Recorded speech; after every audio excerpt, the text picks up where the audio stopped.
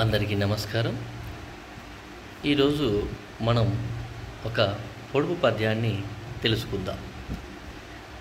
కనులు మూడు గలవు కాడు త్రినేత్రుండు, పక్షిగాదు చెట్టు పైన నుండు, జలము దాల్చియుండు నలమేగుడునుగాదు, దీని భావమేమి తిరుమలేశ.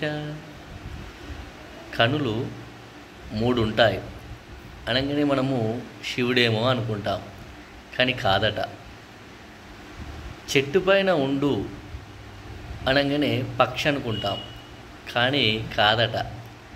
జలం ఉంటుంది లోపల అనగానే మేగుడేమో అనుకుంటాం, అది కూడా కాదట.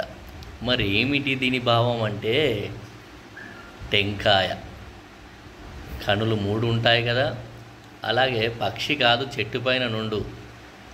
టెంకాయ కొబ్బరి బొండం, కొబ్బరి చెట్టుకు ఉంటుంది కదా, అలాగే జలము దాల్చియుండు నలమేగుడును కాదు అంటే నీరు కూడా ఉంటుందట అందులో. ఇవన్నీ చూస్తుంటే మనకు అవును నిజమే టెంకాయనే కదా అని అనిపిస్తుంది కదా.